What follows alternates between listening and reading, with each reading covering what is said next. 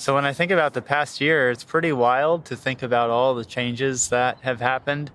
I've moved to a new city. I'm switching careers into UX design. And it's just kind of interesting because if you would have asked me a year ago if I would have seen myself where I am now, I don't think I would have said, actually, I know that I would not have predicted to be where I'm at now. And that's sort of like the interesting thing about life is as much as I try to control it and as much as I try to predict where I think my life is going to go, I don't know. The universe just has funny things in store. And a lot of times they can be good things and sometimes they're not so good things. But I'm going to go ahead and say that this past year has largely been great things. So yeah, needless to say, I wanted to do more of an informal, kind of casual video. I've been trying to, I think this week marks the week where this is the 6-month mark for me trying to get into the UX industry.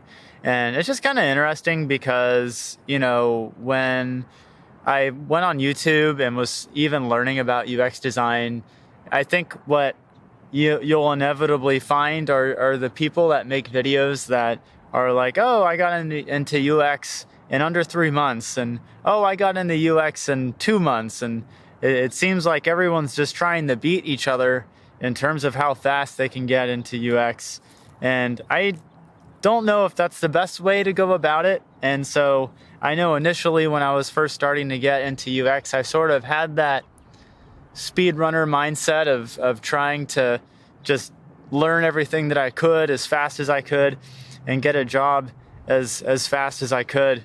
But now I'm starting to realize that that's probably not the most sustainable way to go about it. And so even though it's taken me 6 months and I still haven't landed a job yet, I'm not really upset by that. I think it's okay. I'm enjoying what I learn. And, just like anything, there's certain things about UX that can be annoying. But by and large, I really like it as a career to get into.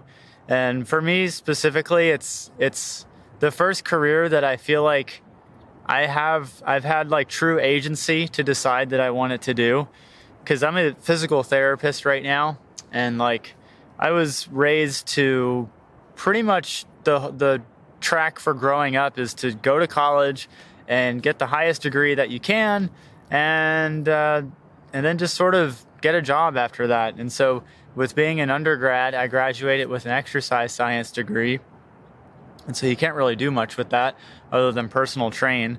And so I figured the next best option was to go to physical therapy, and so that's what I did.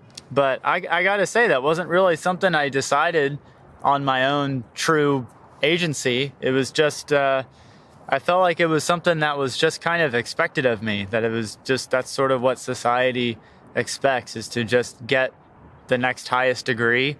And so, you can't really get much past a doctorate degree. So that's what I ended up getting. But after getting into physical therapy and working, I realized it just wasn't for me. And I can kind of reflect now and think that reason is because it wasn't something that I really chose because I chose it from my own free will. It was something that I feel like was expected of me or expected by others in some sort of odd way. But that's changed because with deciding on UX, no one told me to do that. No one pressured me to say, or even suggested to go into UX. It was something I found about on my own. It was something that I learned about on my own. And so I think just by having that kind of agency, it makes the learning process a lot easier, and it makes the tough times easier to get through, because it's not easy to get into UX as opposed to what a lot of people say. And I kind of touched on this in my last video, but I'll be honest, I'm kind of worried about getting into it, because with going through a boot camp, there's benefits in the sense that you have sort of the systematic approach for learning UX and applying UX. But I don't know what happens when everyone's resume looks the same and everyone's portfolio looks the same. And so it just seems like I've been seeing a lot of articles on Medium lately about how difficult it is to get into UX and how there's so many junior designers wanting to get jobs. And even though that there are a lot of job openings, there's still a ton of junior designers that aren't getting jobs. And I don't know, it's just a little bit worrisome. But, at least with Av Academy, they have a track record. I look at their wins tab on their Slack channel, and I mean, there's people getting jobs every week that are getting good money from it. So it's not something I should worry about, but it is something that's kind of in the back of my head every now and again. So like I said, this week pretty much is the 6-month mark with me trying to get into UX. And so at this point, just to give an update, I'm almost done with my second project for Career Jumpstart. And then after that, I start the job hunting part. So I have to send 160 applications a week, which to me is just mind-boggling. But I guess that's what you have to do to get a UX job, is that it's a numbers game. And so you just got to keep sending out applications until someone bites. And so that's what I'll be doing there. And then I'll have the interview process as well. And my goal is I would really like to have my first job offer that I accept by March 1st. And I think that's doable. I don't think it's something that is completely unrealistic. It seems like a lot of people typically get their first job after about 3 to 4 months, but I don't know. I don't think it's a bad thing to try to be lofty and to try to get a job within a month of searching. And so yeah, that's kind of what I'm going to plan to do, I think. And there is something else lurking in the back of my mind that I don't even really like to say out loud, but so when I went to PT school, I really enjoyed what I was learning. And I thought that what we were being taught in school was just really neat material to learn about. But it wasn't until I got into the field and started practicing physical therapy that I realized that I just didn't like it that much, and that it just wasn't something I could see myself doing long term. And so there's a little piece of me that wonders if that's going to happen with UX. I really like what I'm learning now, and I really like the projects that I'm working on. But part of that worries me because I wonder if that love is going to carry on when I start working. I think that it will, because I asked myself, before I even went into UX, I sort of asked myself what I wanted out of life in terms of a career. And I wanted something that was remote, that I could, if I wanted to move to another state, I could do that and still work. And I wanted something that I could potentially just do on my own. So, I certainly don't mind working for someone initially to gain experience and whatnot, but ultimately I would love to just do UX design on my own.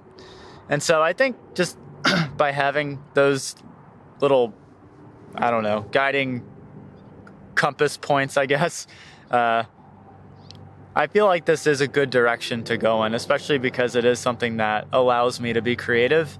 And because I do love to do music, I've always been very creative in that aspect, and UX design kind of fulfills that, but in a way that actually is able to, make money. I don't know if you really got anything out of this video, but I guess I'll leave you with this though, and maybe this will be a nice little nugget to end the video on. But if you're looking to get into UX, my one piece of advice as someone who's currently in it is, as cliche as it sounds, to just try to enjoy the journey. It's very easy to try to speed run your way through and try to learn everything. And with all the YouTube videos saying how fast people get into UX and saying how it's the quick and easy way to get into tech, I can say it's definitely not been quick or easy, but that's okay. I'm fine with that. And I'm fine with that because I actually like what I'm doing and I like what I'm learning, and I'm enjoying the people that I meet along the way. And so I think if you approach it with the mindset of just being a continuous learner, then that's going to be your best way forward with getting into UX, because it may not be quick, But ultimately, if it's something that you find enjoyable, then I don't think it really matters how long it takes. If you actually like it, it could take months, it could take years. And maybe that's a question worth asking yourself is, imagine it took 2 years to get into UX, would you still do it? And I think if you can't say yes to that question, then it might not be worth it for you. I know for me, I probably can't say 100% yes, but I could say 80% yes. So if I asked myself if it took me 2 years to get into UX, would I still do it? I can 80% say yes. And the 20% is not really a no, but really I don't really know what else I would do, but I guess there could be something else. So yeah, just try to enjoy the process.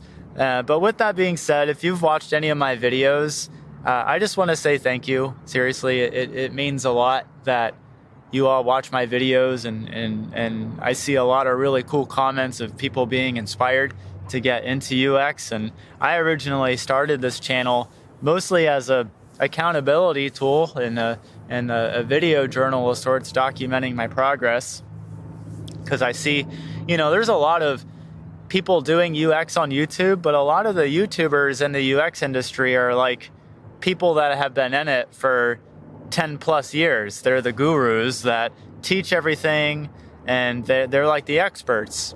And I thought it would be cool to do a channel where, what happens if I start from the ground up and I just document my process the entire time? And I just haven't really seen a lot of people do that before. And it seems to be resonating with a lot of people, which is immensely gratifying. So thank you for being a part of the journey with me. And I wish you the best of luck if you do decide to get into the UX industry. I think it's fun, and I think you'll like it too. If you're like creative and you like problem solving and being part of a cool team, I think you'll really like UX. And